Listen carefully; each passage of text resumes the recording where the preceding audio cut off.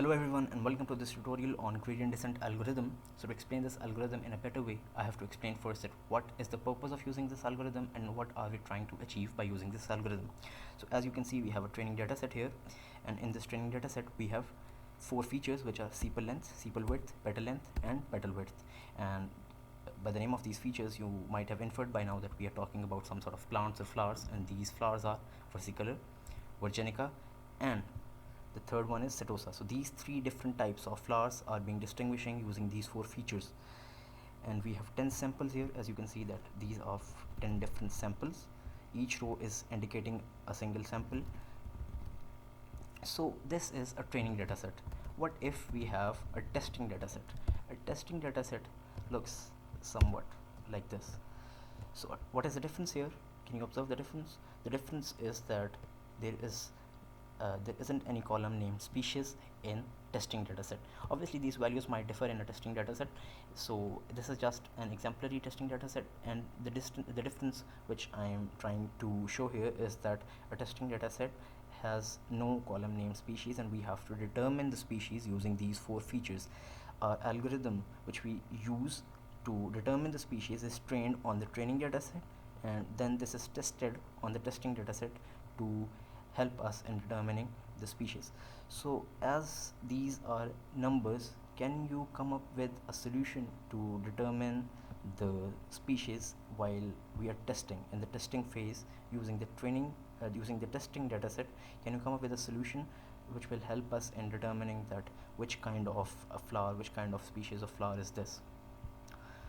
So yes, some of you might have come up with the solution by now, and the solution is that we must have an equation which will help us in determining this. It will take these four features as input, and it will output some sort of integer or some value or some or any type of number which will help us in determining which type of species is this, and that equation is this one.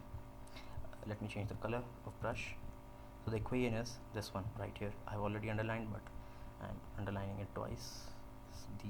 So this is the equation in which the predicted species is equal to W0 plus W1 multiplied by sepal length plus W2 multiplied by sepal width plus W3 multiplied by petal length plus W4 times petal width. So these are the four features which we had in our data set.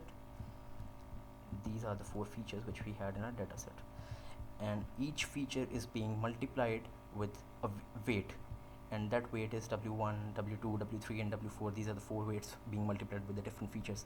But there is a weight which is not being multiplied by any feature, and that weight is W0.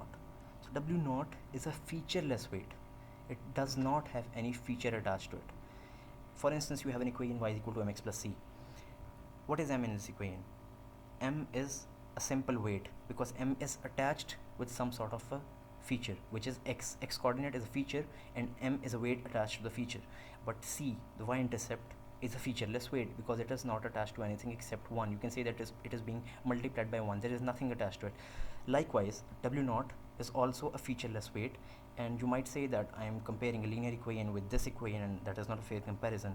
I agree with you on this, but this was just to explain what is a featureless weight.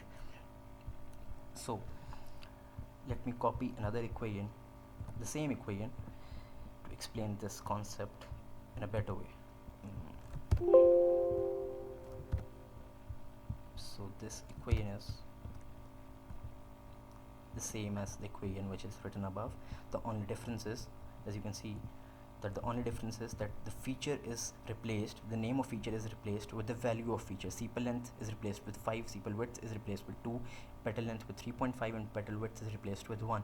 So where are these inputs, where are these feature values coming from? These are coming from this Excel sheet, this data set. So sepal length is 5, sepal width is 2, petal length is 3.5 and petal width is 1, and the species is versicolor. So these are the four different features, and we are only talking about the first sample only. As I stated earlier, that each row is indicating a single sample, and we are talking about the first row, the first sample only. So moving over to the formula. So we have our inputs, and now the question which might come into your mind, which might hit your head, is that how are these weights being calculated? W0, W1, W2, W3, W4. Where are these coming from? So these weights are calculated by the formula, by the algorithm, which we are about to discuss in the next video. But I had to discuss the foundation of the algorithm and the purpose of algorithm first. This video will be covering that only. So these weights will be calculated using the gradient descent algorithm.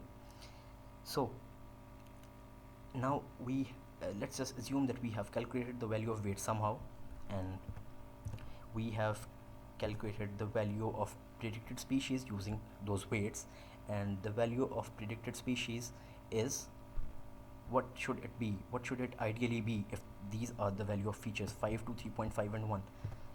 5, 2, 3.5 and 1. So it's a versicolor flower. So now we are dealing with numbers only. How will we be having the versicolor as our output here? We must denote the name of flowers with some integers. So if it's a versicolor flower, we decide that it will be denoted by the integer 1. If it's a virginica flower, it will be denoted by the integer 2. If it's a setosa flower, it will be indicated by the integer 3. And what should it be now? It should be 1 because it's a versicolor flower. So it should ideally be 1. But what if the gradient descent algorithm was used incorrectly and we calculated the weights incorrectly? The weights calculated were incorrect.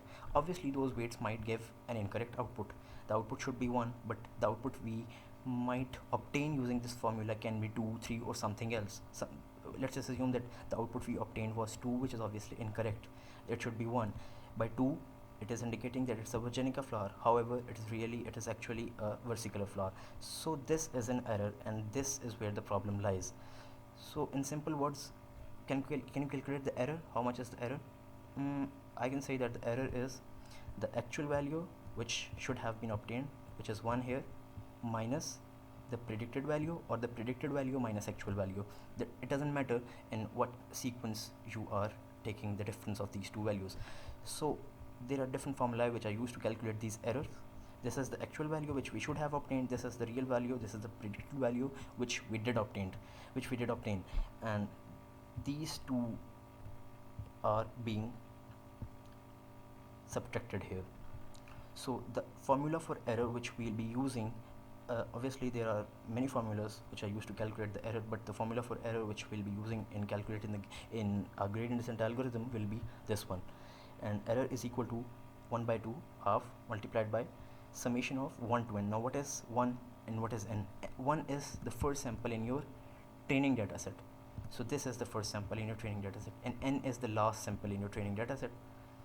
So here n is equal to 10, as we had 10 samples here, and we'll be taking the summation from 1 to 10 of the difference of predicted species minus actual species. So only for the first sample, I'm not talking about all the samples, I'm not talking about the final error, I'm only talking about the first sample here.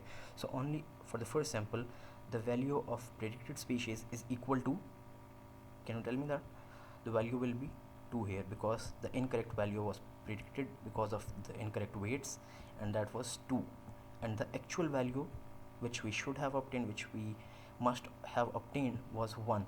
So these two values are then subtracted, and these are subtracted for every sample from 1 up to 10, as there are 10 samples. So this was what you needed to know by now.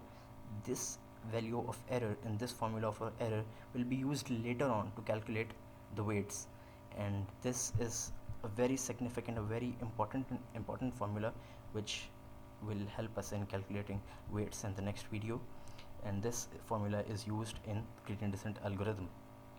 So I can tell you that for now that the weights are calculated in such a way that the error is minimized. Those weights are in fact minimizing the error themselves.